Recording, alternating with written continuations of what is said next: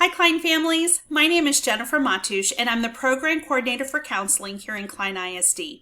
Thank you so much for being here today for this presentation. Before we get started, I wanted to take just a few seconds to tell you a little bit about myself. I have served our district for the last 20 years, both as an elementary school teacher and then as a school counselor at the elementary and intermediate school levels. Today's presentation is going to discuss talking with our kids when times are tough. I don't know about you, but I feel like difficult conversations are occurring almost on a daily basis. And as a mother of 2 teenage daughters myself, please be assured that I am walking this journey right alongside of you. Navigating raising children in today's society is not an easy job. The videos in this series are designed to provide you with hands-on supports that will help in raising successful, resilient children in today's world. Everything we do in Klein ISD supports our district vision, which says every student enters with a promise and exits with a purpose. We are here to support the development of the whole child, including academic success and positive character development. This presentation today is all about building strong relationships with our children, which directly supports this goal. Challenging moments will happen. It's one of the inevitable truths we all share in being parents. One of the goals of this presentation is to discuss how we as parents can better prepare for when these moments happen so that we can work through them successfully together with our children. One of the first things that we're going to talk about is what to do when challenging behavior presents itself. The ideas that we're going to share here today apply to children ages birth all the way through to their teenage years. One of the first things that you can do as a parent is to be sure that you have established clear and consistent rules, limits, and behavior expectations. Establishing clear rules, limits, and behavior expectations are crucial when navigating behavior situations successfully. Howard Glasser, the author of the Nurtured Heart Approach, talks in his training for parents about the importance of clearly stating rules and enforcing them with consistency, and how this can have a positive outcome in shaping the positive behavior we wish to see in our children. He also challenges us as parents to think about the energy we're using when enforcing rules and giving consequences, and how this can positively or negatively impact the outcome of the situation. The following basketball analogy is one Howard Glasser also uses in his training to talk about just how important it is to have clearly stated rules that are consistently enforced, and how this can positively shape the behavior we wish to see in our children. When we think about basketball, the rules are always clear. Even if they aren't posted on the walls around the gym, everyone knows them: the players, the referees, the fans. Everyone knows what to do because the rules have been clearly established and everyone understands them. These rules are not negotiable, they are firm. Boundaries are also clear. The out-of-bounds lines are clearly marked on the court. The referees know exactly when to enforce the rules and there are no warnings. Even when a player's toe is fractionally on the line, the player is still considered out of bounds. In this game, even a little bit of a broken rule is considered a broken rule. There are no do-overs because a player says he simply forgot the rule or didn't understand. The referees enforce the consequence right away, and then the player is right back into the game. Can you imagine a basketball game where the rules weren't consistently enforced? You would have irate fans and players breaking rules here and there because they didn't know when the consequences would or would not be enforced. And generally, mass chaos would ensue. Enforcing rules, limits, and behavior expectations needs to be the same for our children. As parents, we are the referees, and we need to be enforcing our rules with clarity and consistency. Just as in basketball, a toe over the line is always considered out of bounds. Now we're going to move on to some steps for creating your family rules. The number of rules you set depends upon the age of your children. Obviously, for younger children, you want to start with maybe 2 or 3 clearly defined rules that everyone can easily understand. As your kids master the rules, you may feel free to add to the list. You always want to state the rule followed by the desired behavior that you wish to see. So for example, no hurting others, keep your hands and feet to yourself. When explaining and teaching the rules, it helps to have your children repeat the rule or put the rule into their own words. This helps with clarity and ownership. Now comes the part where everyone is expected to follow the rules. As parents, it's our job to be the model for how the rules should be followed. When we see our children following a rule, it's important to give them specific positive feedback in that moment, if possible, to let them know that they're on the right track for following that rule in a positive way. Don't let kids fool you. They're never too old for this type of verbal recognition at any age.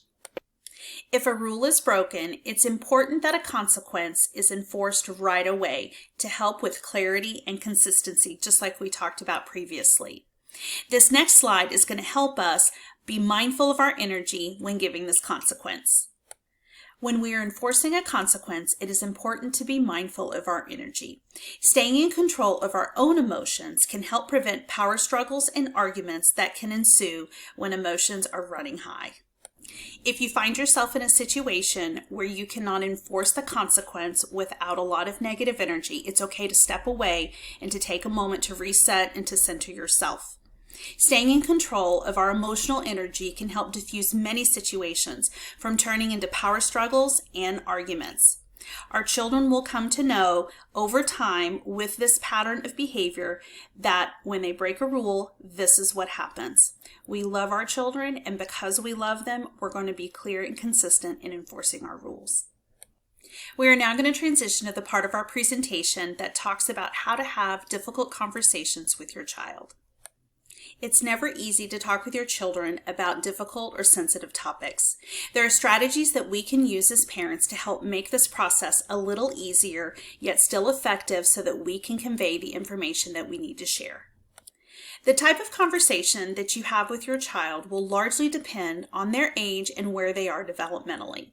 Tough conversations can cover a variety of topics stemming from society and community issues, such as what we're all experiencing with the current COVID-19 situation, all the way to family changes, concerns, and stressors.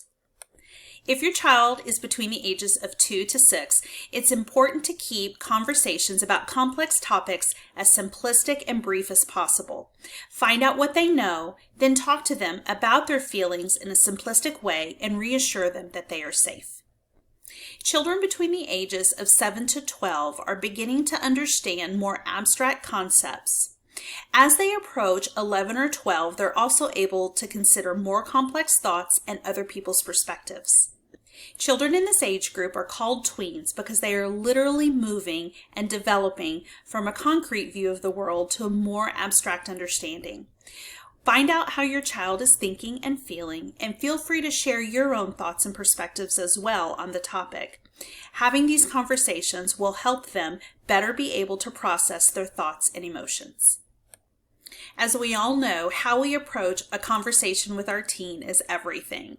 They're becoming more independent thinkers, and as such, want to be able to share their thoughts and feelings without it turning into a lecture. Teens are able to easily access information and will often come into the conversation already knowing about a situation or having knowledge on the topic up for discussion.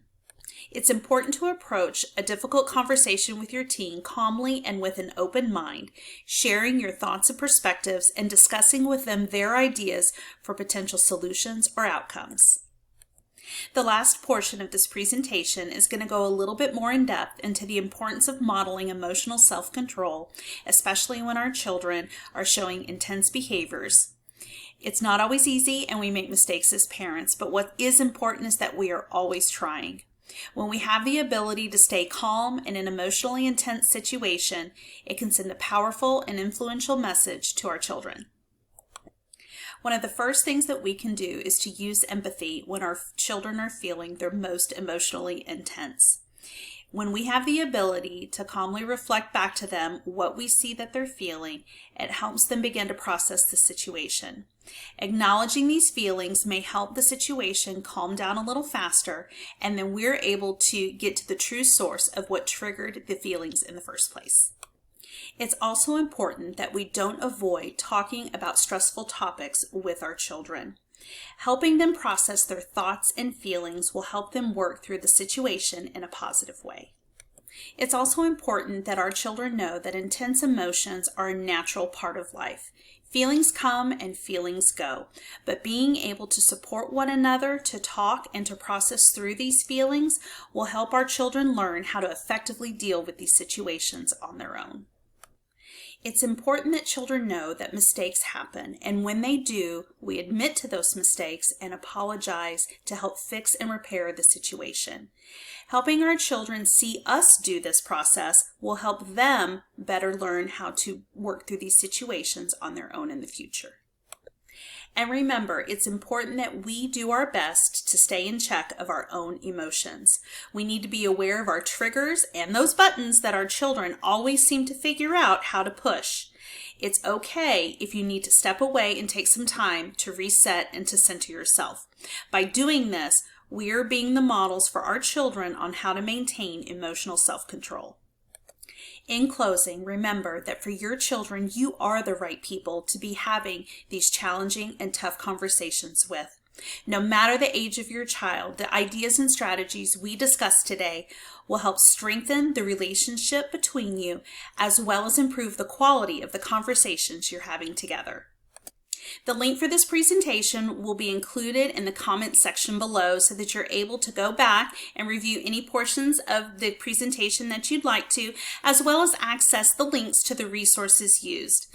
Thank you again for your time, and I hope you have a wonderful rest of your day.